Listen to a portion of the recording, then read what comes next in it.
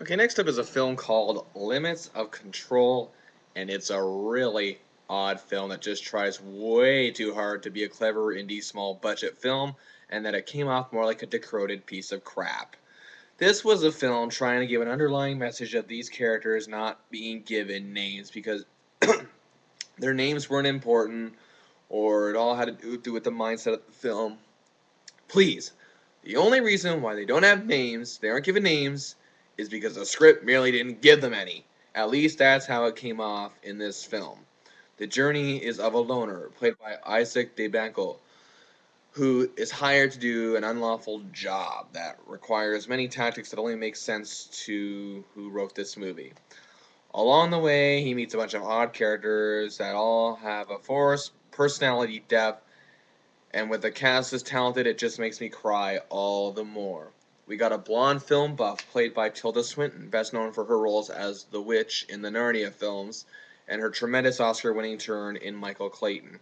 Normally, I don't spoil films like this, but basically, what the major theme is that it's all about perception of what's real and what's not. What's in our imaginations. The loner is beyond rationality. He feels what he imagines is true, even though it's not real, but we can't control what our imaginations are, yada, yada, yada, yada, yada, yada.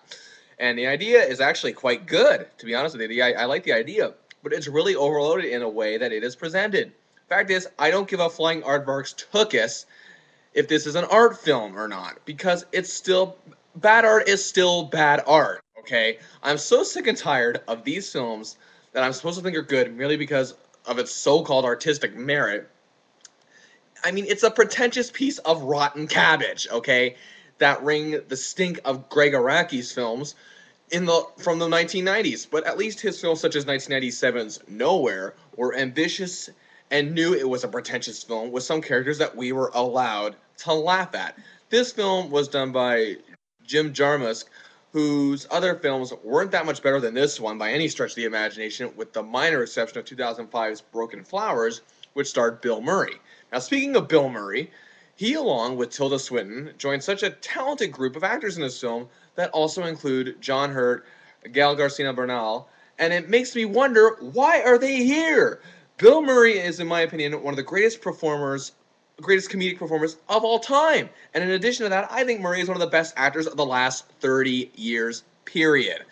While Bernal, Swinton, and Hurt are so very well respected actors, I mean, don't get me wrong, they're doing the best I guess they can, but still, I mean, okay, you want me to sum it up for you? Okay, I will.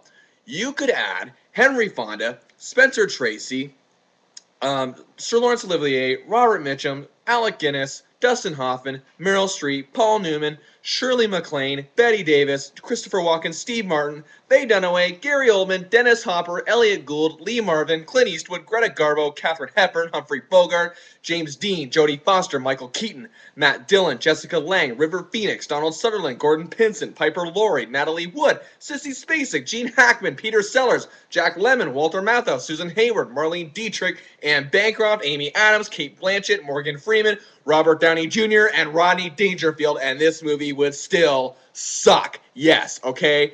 Now, maybe I'll get angry feedback, but it'll probably be from young film students who have a picture of Stanley Kubrick on their wall, and they're probably even making a crappier film than this as we speak with their own little HD cameras.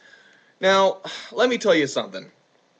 I bet you're all thinking right now, Bill, you sound angry. Well, I am. 0 stars out of 5 for Limits of Control, this thing that is trying to be a film.